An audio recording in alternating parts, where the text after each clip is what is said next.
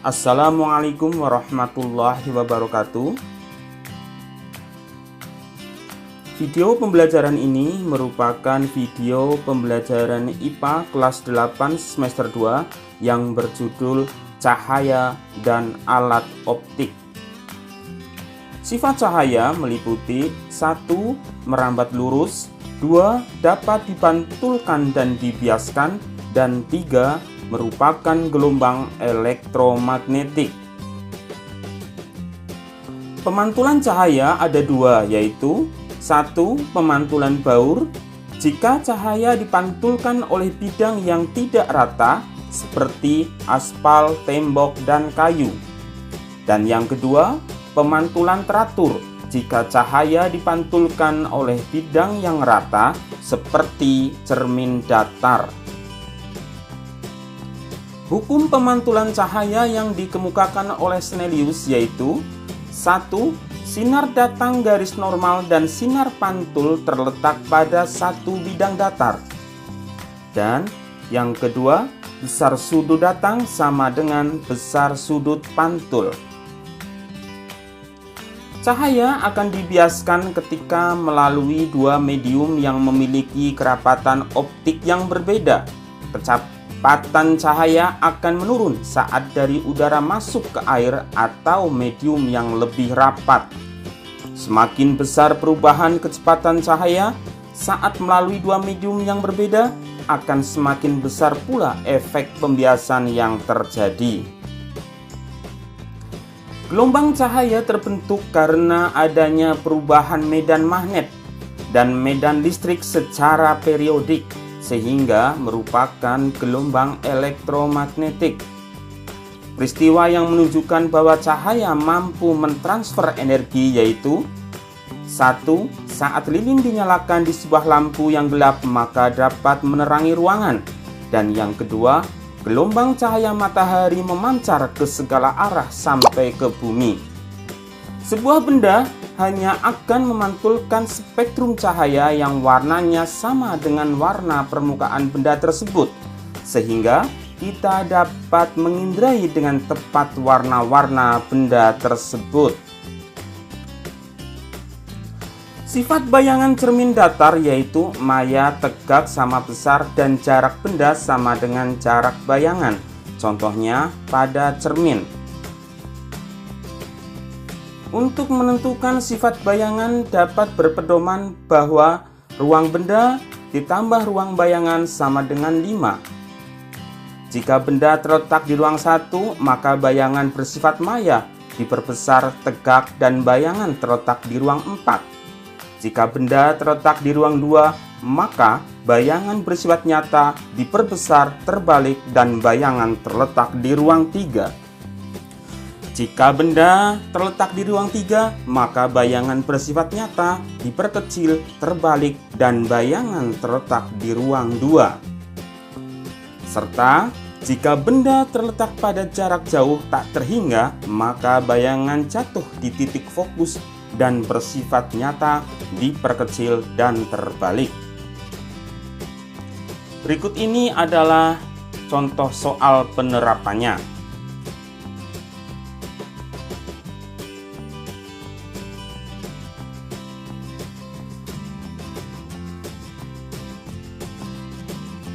Bayangan yang dibentuk oleh cermin cembung bersifat maya diperkecil, tegak, dan lebih dekat dengan jarak bendanya. Dapat dihitung dengan rumus 1/F sama dengan 1/S1 plus 1/S0. Sedangkan perbesarannya dapat dihitung M sama dengan S1/S0 atau H1/H0. Berikut ini adalah contoh soal penerapan rumus tadi.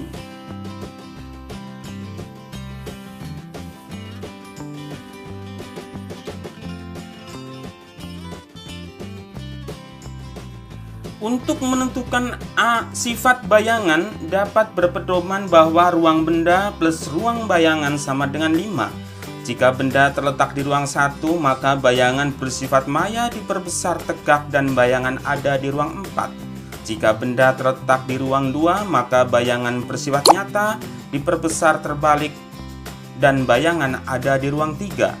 Jika benda terletak di ruang 3, maka bayangan bersifat nyata diperkecil terbalik dan bayangan ada di ruang 2. Jika benda terletak jarak jauh tak terhingga, maka bayangan bersifat nyata diperkecil dan terbalik.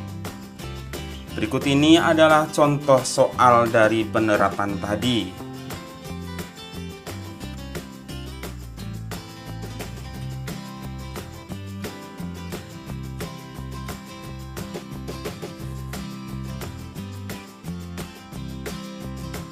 Pada lensa cekung, bayangan yang dibentuk oleh lensa cekung bersifat maya, tegak, dan diperkecil, dan dapat dihitung dengan rumus 1/F sama dengan 1/S1 plus 1/S0, dan perbesaran dapat dihitung dengan rumus M sama dengan S1/S0 atau H1/H0.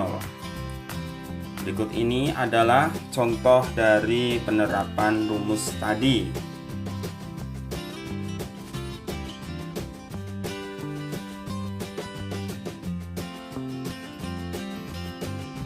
Daya lensa adalah kemampuan lensa untuk mengumpulkan atau menyebarkan cahaya yang dapat dihitung dengan rumus P sama dengan 1/F. Bagian mata manusia meliputi 1.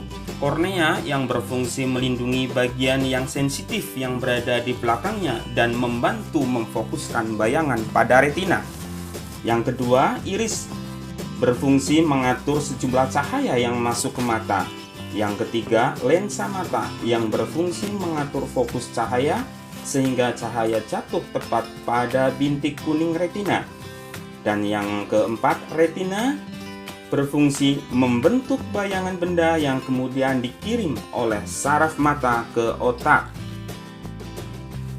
Gangguan pada indera penglihatan meliputi 1. Rabun dekat atau hipermetropi, 2. Rabun jauh atau miopi, 3. Buta warna, 4. Presbiopi atau rabun jauh dan dekat yang dapat ditolong dengan kacamata rangkap, dan yang kelima, astigmatisme yang dapat ditolong dengan kacamata silindris.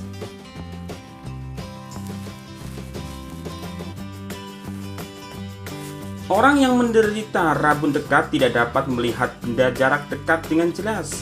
Hal ini karena bayangan yang terbentuk jatuh di belakang retina, sehingga bayangan yang jatuh pada retina menjadi kabur. Dapat ditolong dengan kacamata positif atau lensa cembung. Berikut ini adalah contoh soal.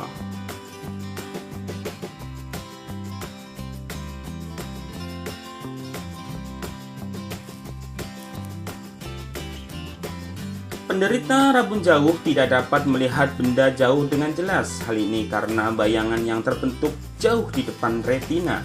Penderita rabun jauh dapat ditolong dengan kacamata negatif atau lensa cekung. Berikut ini adalah contoh soal untuk menghitung kekuatan kacamata orang yang menderita rabun jauh. Alat optik dalam kehidupan sehari-hari meliputi kamera, lup, mikroskop, dan teleskop. Terima kasih. Wassalamualaikum warahmatullahi wabarakatuh.